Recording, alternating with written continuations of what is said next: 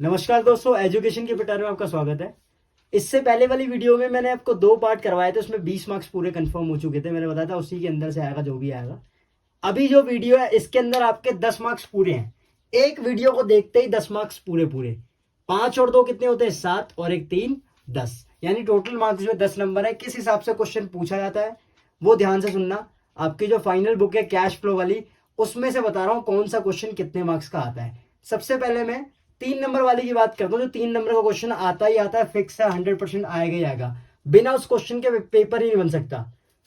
Comparative statement of profit and loss, यह बनता ही बनता है। ये स्टेटमेंट आपको आएगा एग्जाम में।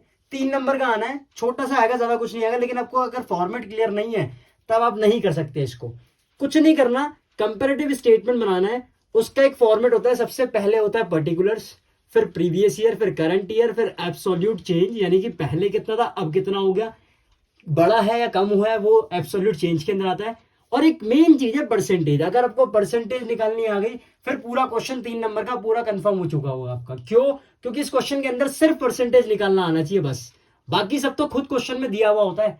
परसेंटेज का फॉर्मूला होता है एब्सोल्यूट चेंज अपॉन में प्रीवियस ईयर इन 200। देखो लिखा भी हुआ ये एब्सोल्यूट चेंज अपॉन में प्रीवियस ईयर इन 200। करना कुछ नहीं है।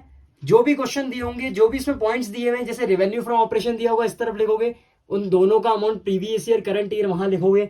बाकी एब्सोल्यूट चेंज तो आप खुद ही कर लोगे। तो मेन मैं ये बता रहा हूँ 3 नंबर का क्वेश्चन करना क्या है। पूरा चैप्टर करने की जरूरत नहीं है, हमें नहीं करने वो 20-30 क्वेश्चन। हमें 2-3 क्वेश्चन ऐसे करने हैं जो सीधा एग्जाम से कनेक्टेड है। तो एक तो 3 नंबर का ये कंफर्म हो गया। फिर आता है एक 5 नंबर का कैश फ्लो का। कैश फ्लो स्टेटमेंट बनाना होता है जिसके अंदर 3 एक्टिविटी होती है। पहले आप देख लो कैश फ्लो स्टेटमेंट। 3 एक्टिविटी कौन सी होती है? एक तो ऑपरेटिंग एक्टिविटी, एक होती है इन्वेस्टिंग एक्टिविटी, एक होती है आपकी फाइनेंसिंग एक्टिविटी। इन तीनों के फॉर्मेट आपको पता होना चाहिए कि ऑपरेटिंग एक्टिविटी के अंदर क्या आता है। सब कुछ आपको पता होगा, स्टार्टिंग से करते हुए आ रहे हो। अगर नहीं पता तो आप बुक में देख सकते हो, पूरा फॉर्मेट लिखा हुआ है। फिर आपको करना कुछ नहीं है। इसके अंदर चीजें क्या होती है, कुछ चीजें ऐड करनी, कुछ चीजें लेस करनी होती है, वो भी फॉर्मेट में गिवन होता है। ये सारी चीजें ऑपरेटिंग के अंदर होती है। इसी तरीके से इन्वेस्टिंग बनानी है। इन्वेस्टिंग का अलग फॉर्मेट होता है जो रिलेट करती है फिक्स एसेट से। ये रिलेट करती है किससे? मेन बिजनेस से। और इन्वेस्टिंग एक्टिविटी रिलेट किससे करती है? आपकी फिक्स एसेट से। ठीक है।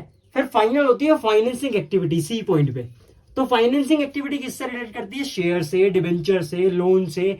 इन सब चीजों की वजह से अगर पैसे हमारे पास अगर आ रहे हैं तो ऐड करेंगे। अगर हम इशू करते हैं कोई चीज तो इसको हम ऐड करते हैं। अगर हम रिडम्पशन कर देते हैं, वापस कर देते हैं, तो माइनस कर देते हैं। जब ये तीनों चीज निकल जाएगी, फिर आपको तीनों की टोटलिंग करनी है, ए प्लस बी प्लस सी, यानी कि ऑपरेटिंग का आंसर, फाइनेंसिंग और इन्वेस्टिंग, तीनों का टोटल करना है। इन तीनों का टोटल करके जो आएगा बाहर लिख दिया।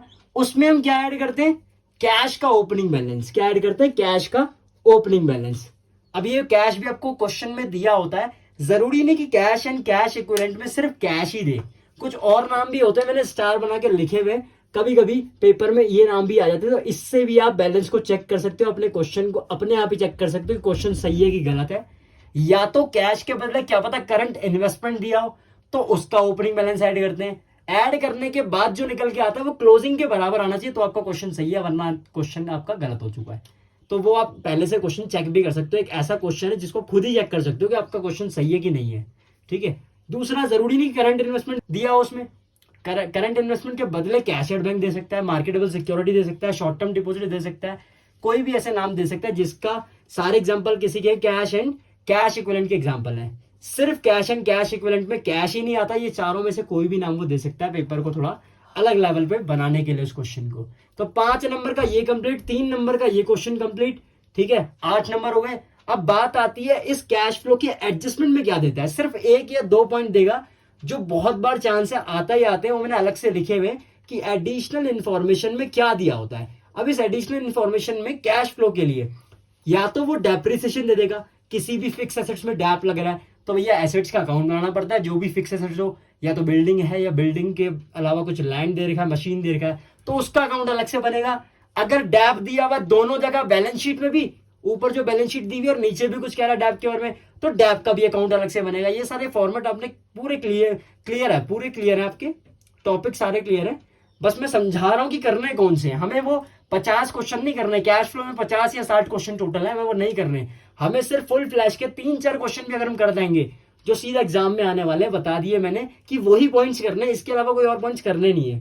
एक आएगा प्रोविजन फॉर टैक्स का, ये भी आ सकता है, तो प्रोविजन फॉर टैक्स का भी आपको कर लेना चाहिए कि कंसेप्ट जो है वो पूरा क्लियर आना चाहिए। 2 पॉइंट तो ये बता दिए मैंने। फिर थर्ड पॉइंट आता है इंटरेस्ट ऑन डिवेंचर, ये भी पता होना चाहिए कि इसे ऑपरेटिंग में ऐड करते हैं और फाइनेंसिंग में लेस करते हैं। और लास्ट पॉइंट है डिविडेंड पेड। हमें ज्यादा एडिशनल इन्फॉर्मेशन नहीं पढ़नी, सिर्फ 4 पॉइंट पढ़ने हैं बस, क्योंकि ज्यादातर जो रिपीट होता है, एक तो डेप्रिसिएशन होता है, एक होता है प्रोविजन फॉर टैक्स, इसके बहुत चांस होता है रिपीट होने के, और दूसरा होता है डिबेंचर पे जो इंटरेस्ट आप निकालते हो, वो वाला पॉइंट बहुत बार एग्जाम में पूछा गया है। तो 5 नंबर का कैश फ्लो पूरा कंप्लीट हो जाएगा। सिर्फ यही पॉइंट पढ़ने हैं, हमें नहीं पढ़नी पूरी बुक, हमें सिर्फ वही पढ़नी जो सीधा एग्जाम से कनेक्टेड है। जो मैंने बता दिए वो पॉइंट देखने जरूरी है, क्योंकि हमारे पास इतना टाइम नहीं है अब। फिर उसके बाद एक और चीज 2 मार्क्स का और आता है कैश फ्लो में से, वो आती थ्योरी। उसमें सिर्फ ये बताएगा कि क्या चीज आउटफ्लो हो रही है या नो फ्लो या इनफ्लो हो रहा है, कुछ ऐसे पॉइंट दे देगा। उससे पूछेगा आपसे कि इससे क्या होगा, हमारी जो कंपनी, हमारा जो हम जो कैश फ्लो बनाते हैं, इससे कैश का फ्लो में क्या चेंज आएगा, या बढ़ेगा, इनफ्लो होगा या आउटफ्लो होगा या नो फ्लो होगा। इस टाइप के क्वेश्चन आपको 2 मार्क्स के अंदर दिख जाएंगे, और टोटल मार्क्स आपके हो जाएंगे 10 मार्क्स। सिर्फ एक ही वीडियो से काम खत्म, हम आग लगाएंगे, बात खत्म। एग्जाम में लगा देनी है आग, ठीक है। तो मिलते हैं बाकी नेक्स्ट वीडियो में। 10 मार्क्स और पूरे हो जाएंगे, टोटल कितने हो जाएंगे 40 मार्क्स।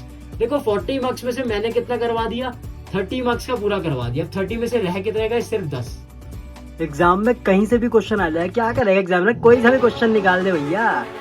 अब करना है तो करना है, सब कुछ हो जाएगा, कुछ भी नहीं देखना हमने सिर्फ एक वीडियो देखनी है, काम खत्म। कोई सा भी कहीं से भी क्वेश्चन आ जाए, खा जाओ पूरा।